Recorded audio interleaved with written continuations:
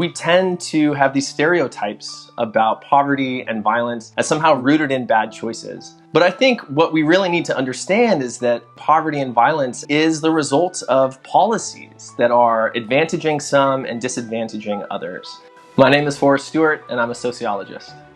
I study urban poverty, and my work puts a face on the statistics.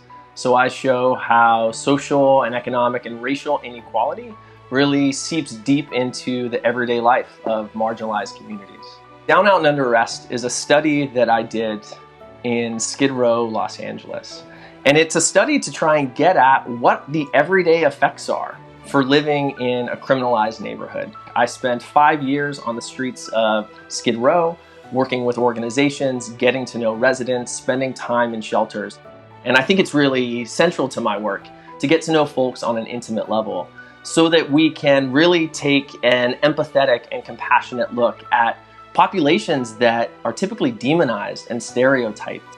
In my work, I think it's really important that we show how what looks like might be an irrational behavior from the outside looks actually really rational if you're sitting in that person's shoes and you're seeing the world through their perspective.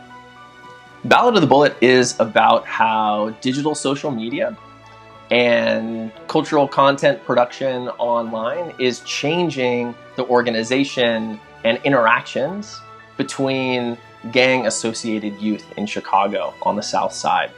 And the book tells a story about how in this context where we have diminishing opportunities for young black men in these neighborhoods, and we've got increasing demonization of these young men, they're turning to online forums. They're turning to social media because in today's day and age, sensational content gets likes, it gets clicks. A really interesting thing that happens when you begin doing field work and you begin closing your mouth and listening to people, and that's that you realize that very few times in their lives are they able to tell their stories with authority and expertise. I think the groups that I do research with, homeless folks on Skid Row, hyper-criminalized communities, young gang-associated men on the South Side of Chicago, these are all people who are talked a lot about.